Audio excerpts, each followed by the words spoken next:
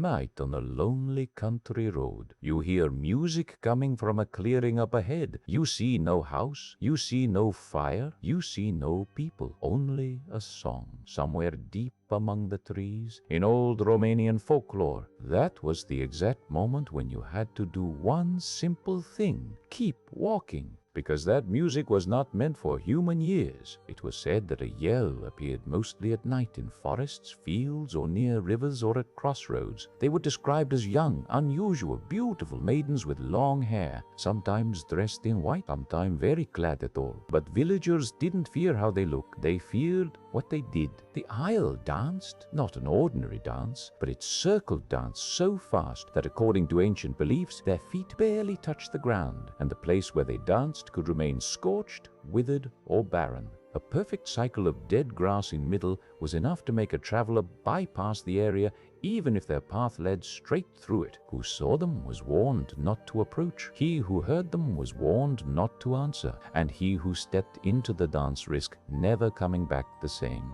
In many regions, people simply said the man was taken by the Iele. There was no visible wound. It was enough that he returned home completely changed. Imagine how a story like this unfolded in a remote village hundreds of years ago. Imagine a night where you hear that faint music come from the woods. You look through the trees and far off you see the pale figure dancing. You don't know who they are, but you're warned since childhood. Looking too long is a fatal mistake, because if the Iele caught you watching, they didn't need to strike you down. They didn't need to speak. They only had to invite you into the ring. The next morning, the man would be found nearby in a trench, alive but silent, unable to speak another word. And perhaps the most fascinating detail is that people avoided even uttering their real name.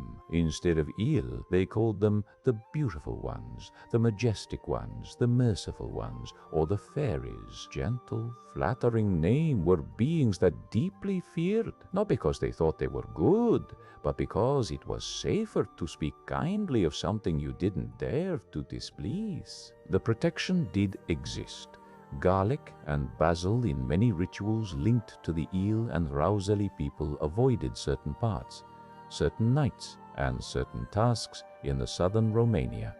Spectacular country ritual emerged: the Calusar dancers, who were believed to possess the power to heal and protect those taken by the Iele. This shown how just real the belief was.